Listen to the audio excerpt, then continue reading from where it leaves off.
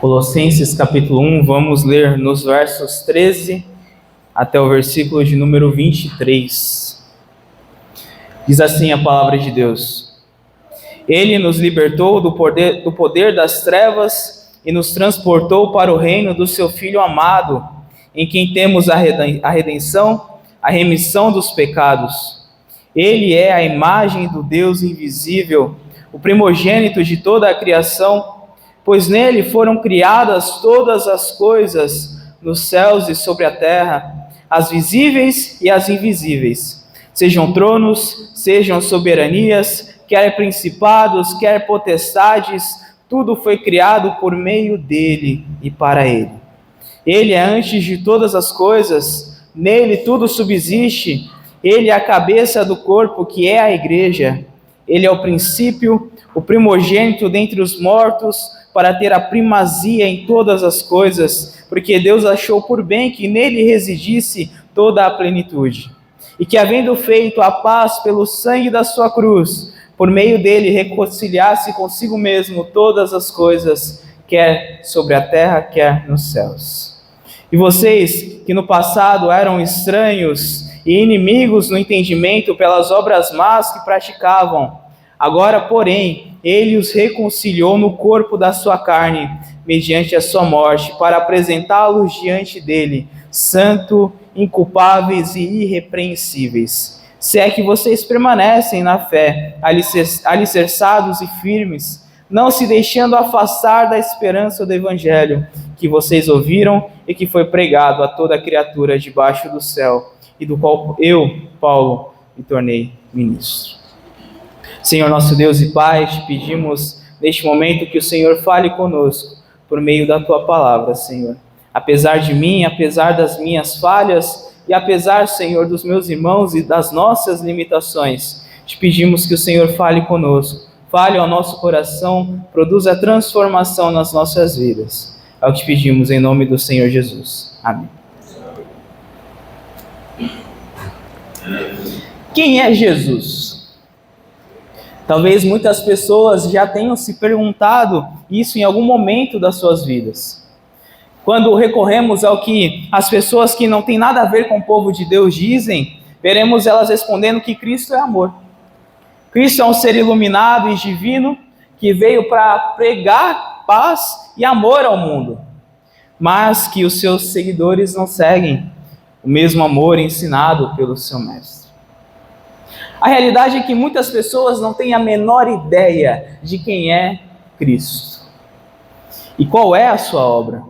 Muitas pessoas não fazem a menor ideia da grandiosidade da obra de Cristo em todos os sentidos, da excelência da obra do Filho de Deus, não só em morrer na cruz do Calvário, mas também sendo o sustentador de toda a criação, sendo a própria imagem do Deus invisível, sendo a plenitude do ser de Deus. Talvez muitos que se dizem cristãos e evangélicos nem mesmo saibam quem de fato é o Filho de Deus. Talvez tenham a Jesus na mais alta conta das suas vidas, mas não sabem de fato qual é a sua obra. Na igreja de Colossos, os cristãos estavam sendo bombardeados por diversos falsos ensinos. De um lado, eles tinham os judaizantes, que pregavam a respeito da guarda de dias específicos, guarda restrita da lei, que foram apenas sombras daquilo que viria na pessoa de Cristo. E por outro lado, eles estavam sendo levados pela filosofia grega, que dizia que a salvação era alcançada por meio de um conhecimento secreto que somente algumas pessoas poderiam obter. Ou então, dentre várias outras heresias, também haviam aqueles que acreditavam que a matéria é má. Tudo isso dentre vários outros erros e heresias que estavam ali se infiltrando naquela igreja. A realidade é que muitos cristãos daquela época estavam se deixando levar por esses falsos ensinos, por essas heresias. E a realidade é que se não conhecemos a obra de Cristo, nós também ficamos sujeitos a sermos levados por falsos ensinos. E então, o que veremos hoje nesse trecho que nós lemos é a resposta de Paulo para todos os falsos ensinos que estavam se infiltrando na igreja de Colossos. A resposta de Paulo é mostrar como Jesus é a resposta para todas as heresias dentro da igreja. E no sermão de hoje eu quero ver com vocês a excelência da obra de Cristo. A excelência da obra de Cristo. E em primeiro lugar veremos a excelência da obra de Cristo na salvação. Versos 13 e 14 diz: Ele nos libertou do poder das trevas e nos transportou para o reino do seu Filho amado, em quem temos a redenção, a remissão dos pecados. Paulo então começa dizendo que Deus nos libertou de um império de trevas, no qual nós estávamos mortos em nossos delitos e pecados, e nos transportou para um outro reino, o reino do seu Filho amado, o reino de Cristo Jesus. E esse reino de trevas no qual nós estávamos inseridos antes é o poder desse mundo caído. Segundo as Escrituras, é impossível negar que existe um império do mal em ação no mundo. E esse reino é das trevas porque é o reino da escravidão. Todos os que estão inseridos neste mundo estão debaixo do jugo deste mundo e são escravos dos seus próprios pecados. São inimigos de Deus, estão em rebelião contra Deus. Esse império, esse reino é chamado de mundo na palavra de Deus. E a própria Bíblia vai nos dizer que nós temos 3 inimigos: o mundo, a carne e o diabo. E é desse inimigo que Paulo está falando aqui, do mundo. Um homem sem Cristo vive sob o jugo deste mundo. Mas Deus, segundo Paulo escreve aqui neste texto, nos tirou deste mundo e nos transportou para o reino do seu Filho amado, o reino de Cristo. Isso significa que nós saímos de um estado de morte para um estado de vida. Saímos das trevas para a luz. Saímos da condenação para a justificação. E perceba que Paulo afirma que quem fez isso foi o próprio Deus. Não foi você quem saiu deste estado pelas suas próprias forças. Não foi você que buscou o Senhor segundo a sua própria vontade e clamou por Ele para que Ele te libertasse desse jugo. Mas foi Deus quem te libertou deste mundo, deste império das trevas. Essa é uma ação soberana de Deus na humanidade. E Paulo ainda acrescenta tudo isso dizendo no verso 14 que Deus nos redimiu e remiu os nossos pecados. Redenção não é uma palavra que nós usamos muito no nosso dia a dia, mas redenção significa basicamente que um prisioneiro foi libertado mediante o pagamento de um resgate. É isso que significa redenção. E Deus pagou um alto preço por cada um de nós.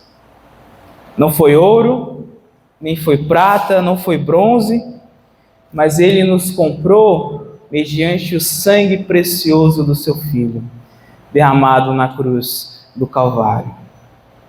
Deus não poupou o seu próprio Filho, antes o entregou para morrer por nós, para que nós, por meio do seu sangue, do sangue derramado na cruz, pudéssemos hoje sermos chamados filhos de Deus, pudéssemos hoje sermos chamados de amigos de Deus. Toda a dívida foi paga por Cristo na cruz do Calvário. Mas, por outro lado, Paulo não somente diz que fomos redimidos, mas ele diz também que nós somos remidos. Que por meio de Cristo nós temos a remissão dos nossos pecados, ou seja, todos os nossos pecados foram perdoados. Toda a nossa dívida foi plenamente paga. E Paulo vai expressar essa mesma ideia no capítulo 2, abra comigo, essa mesma carta, no capítulo 2, versos 13 a 15, onde Paulo diz: E quando vocês estavam mortos nos seus pecados e na incircuncisão da carne, Ele lhes deu vida juntamente com Cristo, perdoando os nossos pecados, cancelando o escrito de dívida que era contra nós, que constava de ordenanças, o qual nos era prejudicial, removendo-o inteiramente, cravando-o na cruz, e despojando os principados e as potestades publicamente, os expôs ao desprezo, triunfando sobre eles na cruz. Em outras palavras, o que Paulo está dizendo é que o grande escrito de dívida que constava contra nós, os nossos pecados, foram cravados na cruz do Calvário. E esse escrito foi rasgado pelo próprio Cristo, por meio do derramar do seu sangue. Todos os nossos pecados foram perdoados na cruz do Calvário por meio do sacrifício de Cristo Jesus. Perceba a grandiosidade da obra de Cristo na salvação. Por meio dele nós somos libertados de um império das trevas, de um mundo em pecado, e fomos transportados para o seu reino, o reino da luz, o reino do Filho amado de Deus. Por meio dele nós somos libertados dos nossos próprios pecados e podemos de fato viver em liberdade. Por meio dele, os nossos pecados, a dívida que constava contra nós foi plenamente paga na cruz. O escrito de dívida que constava contra nós foi rasgado por Cristo Jesus. E eu creio que a principal atitude nossa diante de tudo isso seja de fato glorificar a Deus por tão grande obra que Ele realizou por nós. Lembre-se, meu irmão, minha irmã, não há nada de bom em nós. Deus não viu nada em nós para que pudesse enviar o seu Filho para derramar o seu sangue precioso na cruz do Calvário. Mas mesmo assim, Deus nos amou quando ainda éramos os seus inimigos. É o que a palavra de Deus nos diz. E provou o seu próprio amor para conosco, tendo enviado o próprio Cristo para viver uma vida perfeita em obediência à lei de Deus e para morrer em nosso lugar. Saber disso já deveria ser o suficiente para vivermos uma vida que busca agradar a esse Deus, que agiu em nosso benefício, mesmo que nós não merecêssemos nada disso.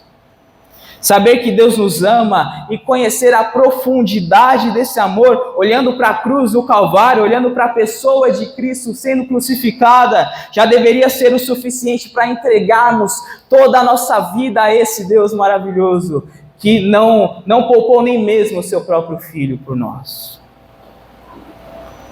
Já deveria ser o suficiente para devotarmos todo o nosso tempo, toda a nossa energia, todo o nosso esforço para que o reino dele avance neste mundo. Conhecer a obra de Cristo por nós, em nossa salvação, deveria ser motivo suficiente para mudar a nossa vida por inteiro, transformar o nosso coração. E se você se sentir tentado a pecar contra este Deus, se lembre, você não pertence a este mundo, mas você foi tirado dele, você foi transportado para um reino de luz. E lembrar disso nos ajuda a vencer as tentações que vierem. No primeiro ponto, nós vimos então a excelência da obra de Cristo na salvação. E agora, em segundo lugar, eu quero ver com vocês a excelência da obra de Cristo na criação. Versos 15 a 17 é dito: Ele é a imagem do Deus invisível, o primogênito de toda a criação, pois nele foram criadas todas as coisas, nos céus e sobre a terra, as visíveis e as invisíveis, sejam tronos, sejam soberanias, quer principados, quer potestades, tudo foi criado por meio dele e para ele. Ele é antes de todas as coisas, nele subsiste. Nos versos 15 a 17, nós vemos então Paulo falando sobre a excelência da obra de Cristo na criação. E ele começa dizendo que Cristo é a imagem do Deus invisível, o primogênito de toda a criação. Em outras palavras, Paulo está afirmando que Jesus é Deus. Jesus é o próprio Deus. Ele não apenas reflete a imagem de Deus, mas ele é antes a própria imagem de Deus. Ele é Deus encarnado. Paulo está dizendo que Deus se fez carne para se revelar a nós. Nós nunca poderíamos conhecer a esse Deus que é invisível, senão por meio de Jesus Cristo.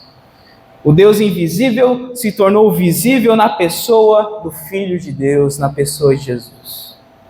Todo o conhecimento que temos de Deus nos vem através de Cristo.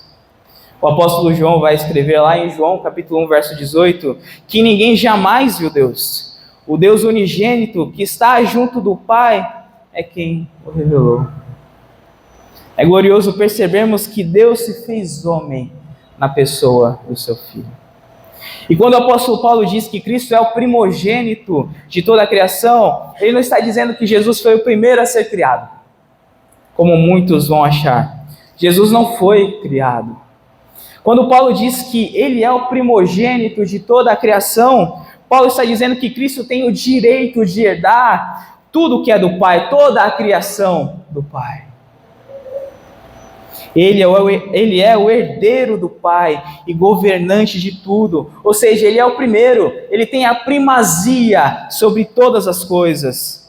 Ele tem o direito sobre todas as coisas. Isso fica claro no verso 16, quando diz que nele foram criadas todas as coisas nos céus e sobre a terra. Então ele não foi criado, mas todas as coisas foram criadas nele e por meio dele. Aliás, o próprio apóstolo João, no capítulo 1 do seu evangelho, no verso 3, diz que todas as coisas foram feitas por ele, e sem ele nada do que foi feito se fez. Cristo não foi criado, mas ele sempre existiu, juntamente com o Pai, juntamente com o Espírito Santo. As seitas heréticas vão dizer o contrário.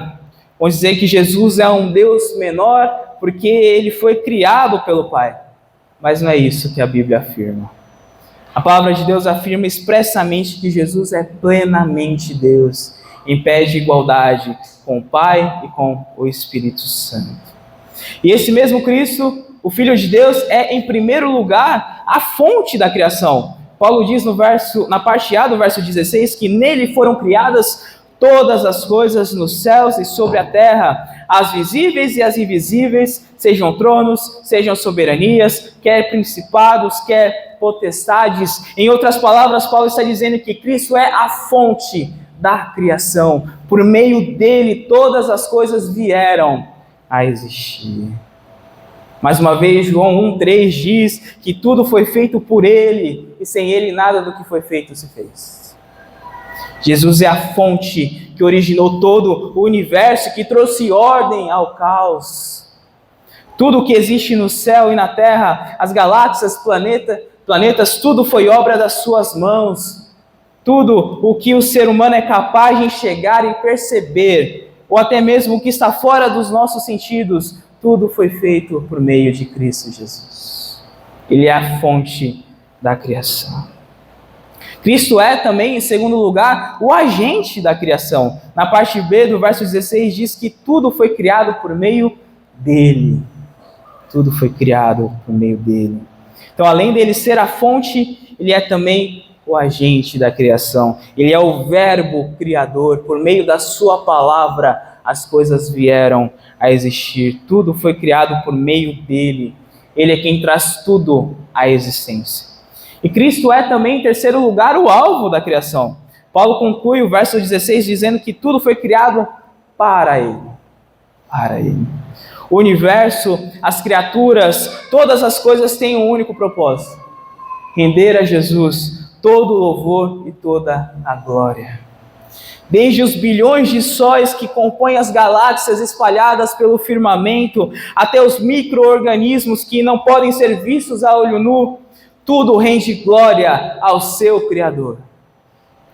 Diante dele, todo o joelho deve se prostrar no céu, na terra e debaixo da terra, e confessar que Jesus Cristo é o Senhor, para a glória de Deus Pai. E no verso 17, Paulo novamente reforça a ideia de que Cristo não foi criado. Verso 17 diz que ele é antes de todas as coisas, que nele tudo subsiste. A ideia de subsistir é essa, a ideia dele ser o sustentador de todas as coisas, sustentar todas as coisas. Deus é a fonte que mantém todo o universo harmônico. em funcionamento. Mas também podemos ver Cristo como sendo o sustentador do universo, freando a maldade do coração do ser humano. Se Cristo não sustentasse todas as coisas, inclusive o coração do homem, então a perversidade dos corações seriam muito maiores. A excelência da obra de Cristo na criação.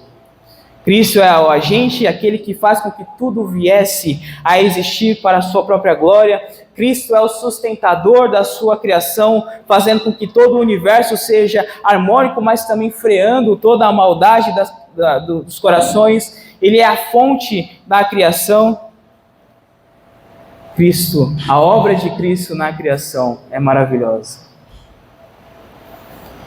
Vimos em primeiro lugar a excelência da obra de Cristo na salvação, a excelência da obra de Cristo na criação, e agora, em terceiro lugar, veremos a excelência da obra de Cristo na igreja. Versos 18 e 19. Ele é a cabeça do corpo, que é a igreja. Ele é o princípio, o primogênito dentre os mortos, para ter a primazia em todas as coisas, porque Deus achou por bem que nele residisse toda a plenitude. Cristo é o cabeça da igreja. É com essa afirmação que Paulo começa o verso 18. Assim como um corpo não tem vida sem a cabeça, do mesmo modo, uma igreja não tem vida à parte de Cristo. Se Cristo não é o cabeça da igreja, então ela está morta. Jesus é o fundamento, o edificador, o dono, o protetor da igreja. Vários líderes podem ter fundado congregações, denominações, mas somente Jesus Cristo é o cabeça da sua igreja. E aqui a palavra igreja, ou melhor, a palavra cabeça, tem dois significados. Tem o significado orgânico e tem o significado apontando para o governo da igreja. Orgânico no sentido de Cristo ser a origem da igreja. A igreja só tem vida em Cristo. Cristo é a fonte de poder, alegria e vida da igreja. Assim como o corpo não existe sem a cabeça, a igreja também não tem vida sem Cristo Jesus. Fomos escolhidos em Cristo, remidos por Cristo, estamos escondidos com Cristo, seguros nas mãos de Cristo, assentados com Ele nas regiões celestes, morremos com Ele, ressuscitamos com Ele e com Ele viveremos eternamente. Isso tudo porque Ele é a cabeça do corpo da igreja. E Cristo é a cabeça governante da igreja. A palavra cabeça significa também aquele que governa, controla e dirige. Só Cristo tem autoridade e poder para controlar e comandar a igreja. O corpo age, mas é a cabeça que comanda o corpo.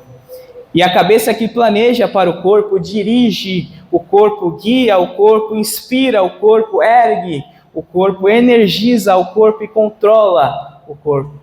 Todos os movimentos e ações do corpo procedem, em primeiro lugar, da cabeça. Se o corpo não segue a orientação que emana da cabeça, ele entra em colapso e age para a sua própria destruição. A igreja, então, deve estar sujeita ao seu cabeça, que é o próprio Cristo. A glória da igreja é ser submissa ao nosso Senhor. Quanto mais a igreja está sujeita a Cristo, mais livre e saudável ela é. Mas Paulo não termina aí falando a respeito da obra de Cristo na igreja. Além de Cristo ser o cabeça da igreja, ser aquele por meio do qual a igreja veio a existir, além de Cristo ser aquele que coordena a sua igreja, Cristo é também aquele que venceu a morte.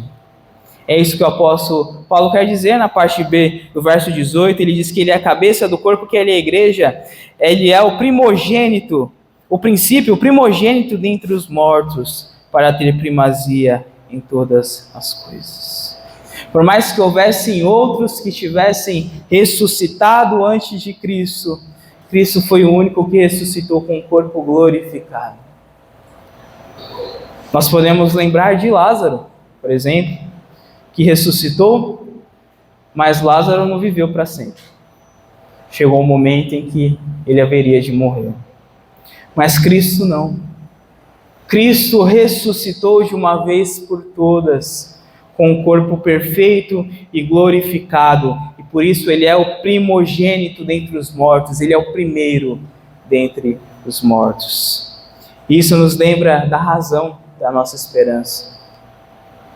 Cristo ressuscitou, Cristo venceu a morte, e agora a morte não pode mais causar terror naqueles que receberam vida em Cristo. O próprio Jesus afirmou: eu sou a ressurreição e a vida, quem crê em mim, ainda que morra, viverá. Quando ele se apresenta ao apóstolo João no exílio, lá em Apocalipse, ele exclama dizendo: não temas, eu sou o primeiro e o último, e aquele que vive. Estive morto, mas eis que estou vivo pelos séculos dos séculos, e tenho as chaves da morte e do inferno. Cristo não apenas morreu na cruz do Calvário, mas ele ressuscitou para que aqueles que nele confiam, para que aqueles que nele depositam os seus corações, para que aqueles que depositam nele a sua esperança e a sua confiança, também sejam ressuscitados no último dia. A morte não tem mais poder sobre nenhum de nós. Mas porque Cristo tem a primazia em todas as coisas, seja sobre os mortos, seja sobre a criação, Paulo vai dizer que é porque nele reside toda a plenitude. E aqui a palavra plenitude é uma palavra muito importante na língua grega, é uma palavra que tem o sentido de descrever a soma de todos os atributos e poderes divinos. Paulo, em outras palavras, está dizendo que Cristo é completo em si mesmo. Paulo está dizendo que nós não precisamos de mais nada, porque em Cristo nós temos tudo o que precisamos.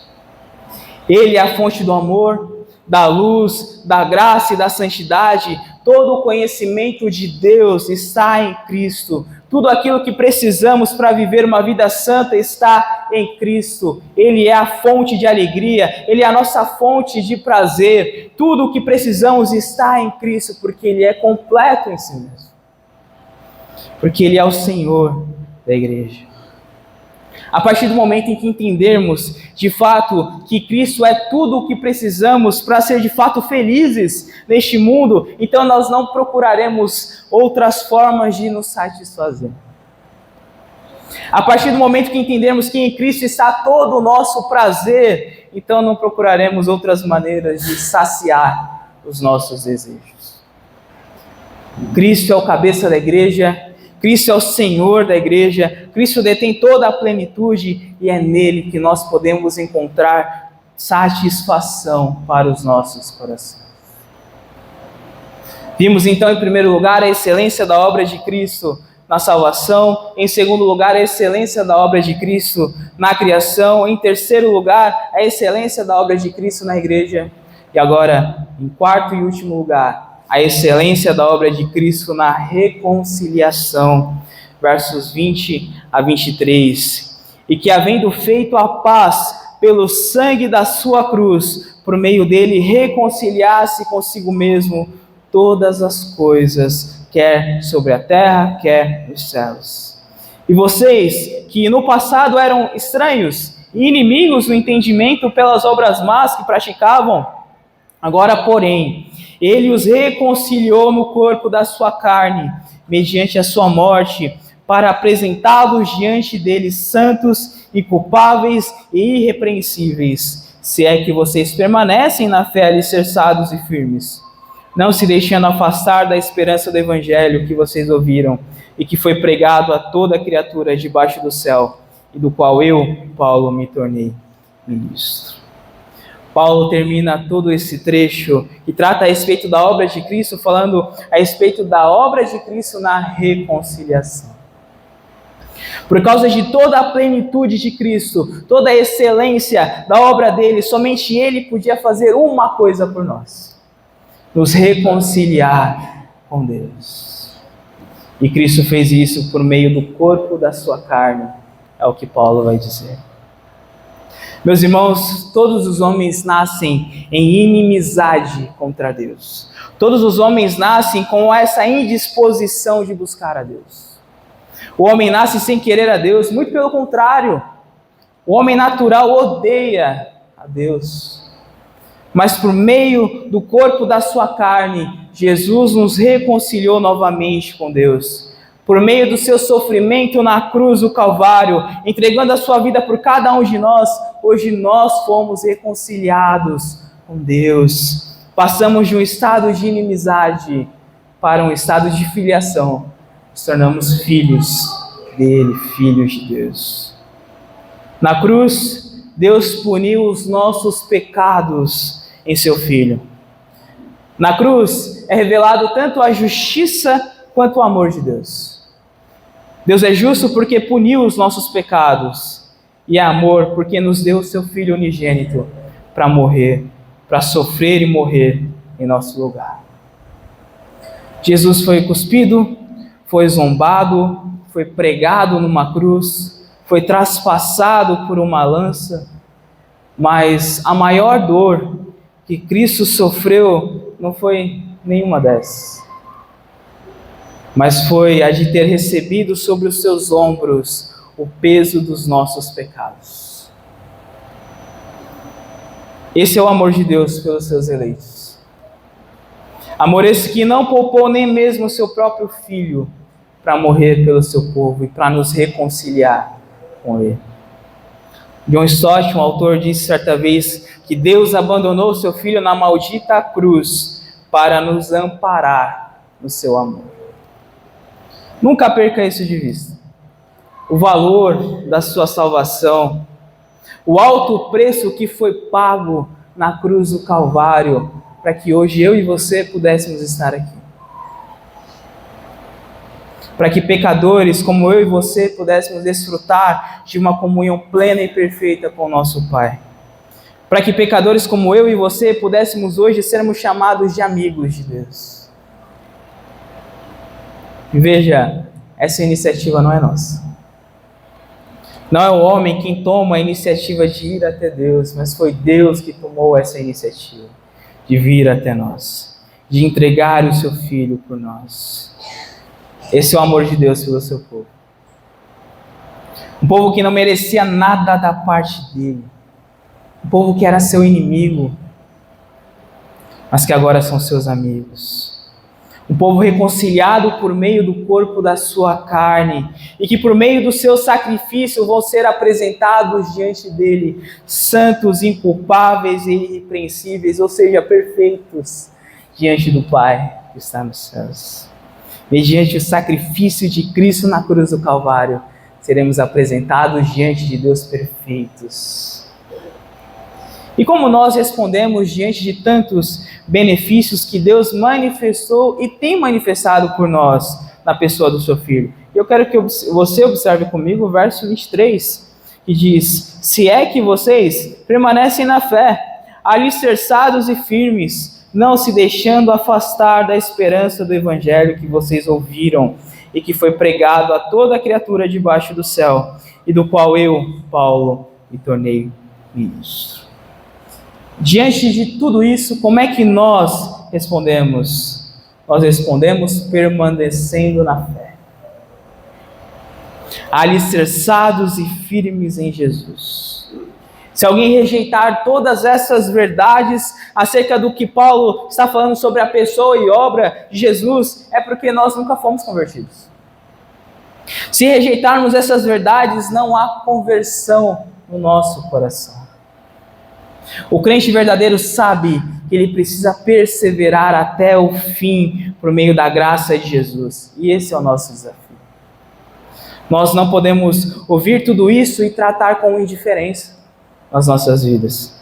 Pelo contrário, essas verdades que Paulo expõe aqui devem impactar as nossas vidas, mudar o nosso jeito de viver e mudar o jeito como nós vemos o mundo que está à nossa volta. Nós temos que olhar o mundo pela obra de Jesus, pela pessoa de Jesus Cristo. Por isso, se um dia você fez a sua pública profissão de fé, se um dia você confessou a sua fé em Jesus diante da igreja, então permaneça firme até o fim.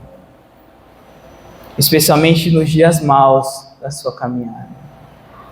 Confie na obra de Jesus, apesar dos seus pecados. Fique firme nele quando você se sentir fraco. Então, quando vierem as tempestades, olhe para Jesus. Não olhe para os problemas, olhe para o autor e consumador da sua fé. Quero concluir o sermão de hoje perguntando para você quem é Jesus. De acordo com Paulo, Jesus é aquele que te transportou de um reino de trevas e te colocou no seu próprio reino. Ele é aquele que te redimiu. Ele é a imagem do Deus invisível. Ele é por meio de quem todas as coisas foram criadas. Ele é o cabeça da igreja. Ele é aquele que possui toda a plenitude. Ele é aquele que nos reconciliou por meio do seu sangue.